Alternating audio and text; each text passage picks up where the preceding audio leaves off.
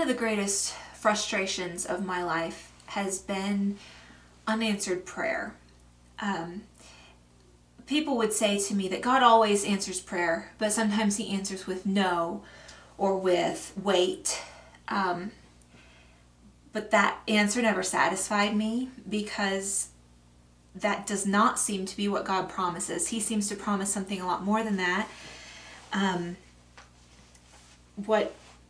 What Jesus says is, ask and it will be given to you. Seek and you will find. Knock and it will be opened to you. For everyone who asks receives, and he who seeks finds, and to him who knocks it will be opened. That to me does not leave room for God to say, no, sorry, not today. And many of my prayers seem to be answered that way. And so I'm left wondering, is God not really God? Does he not really keep his promises? Have I completely misunderstood what seems to be as plain as day in his word? And because unanswered prayer means for me that I spend another year or 10 dealing with depression, it's kind of an important thing to figure out. And what has truly confounded me is that Jesus uses answered prayer as proof that God is a good father. He says, or what man is there among you who, when his son asks for a loaf, will give him a stone? Or if he asks for a fish, he will not give him a snake, will he? If you then, being evil, know how to give good gifts to your children, how much more will your Father who is in heaven give what is good to those who ask him? So here I am asking for a loaf. God, I would like this depression gone, please. I would like it gone now. And here I am with a stone. At least that's how it felt. And here is what is finally dawning on me. I should have checked the reference of this before I started. I want to say it's in Romans 8, but we do not know how to pray as we should. I do not know what is good for me to pray for. I mean, the very example of this is a child asking his father for something, and the examples are the child asking their father for a good thing, something they actually need, and of course the good father would give it to their child. But what good parent would give their child all the candy they want? That would make them sick, or let them stay up as late as they want. That would throw off the following day. Or would give them the keys to the car when they don't know how to drive. No good parent would give their child everything their child wants, because their child does not know what is good for them. And as much as I do not feel like a little child asking for candy, I mean, I can make all the arguments I want for God. This is why this would be so good for me. His thoughts are so much higher than mine. He knows what is good for me, and I do not. And this verse says that your Father who is in heaven will give what is good to those who ask him. So when I am facing unanswered prayer, that is in fact the very best possibility, because the furthest my imagination could reach for what is good for me, no, God has something even better in mind. The thing I think is best, no. That's not even close.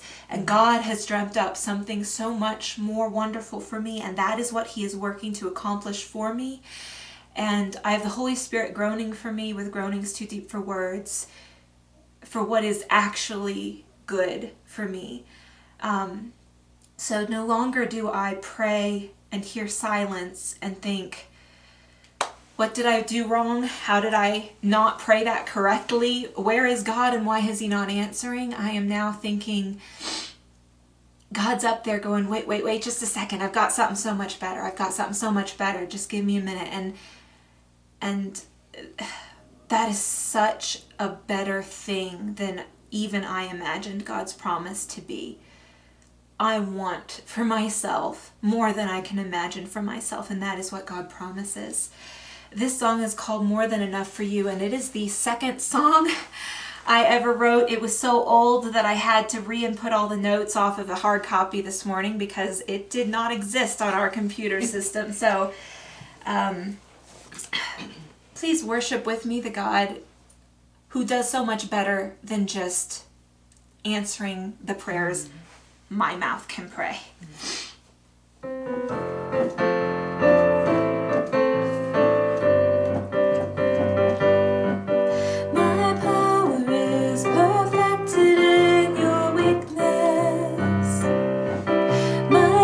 My child is more than enough for you.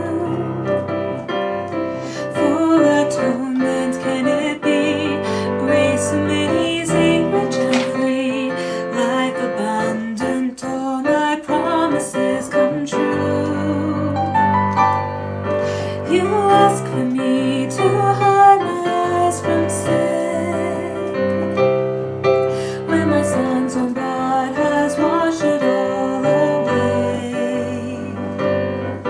No, my precious, I won't turn away. I see only my child, clean and pure and perfect as he'll be one day. My power is perfected in your weakness. My grace, my child, is more than enough for you. For atonement can it be, grace amazing, rich and free, life abundant, all my promises come true. You ask for me to walk the road beside you, when it's my own hand that formed the road you're on. No, my child, I will not walk beside you, I will carry you, and the hands pierced through with nails to bring you home. You ask for me to take away the shadow, when my son has walked death's valley just for you. No, my child, this sorrow brings a crown, and lasts but for a night. In the morning my great mercies are renewed. Higher are my thoughts than yours, For I know the plans I have for you, greater are my plans than yours. plans to prosper you and not to harm you, Higher are my thoughts than yours, plans to give you a future and a hope. greater are my plans than yours. My power is perfected in your weakness. My grace, my child, is more than enough for you.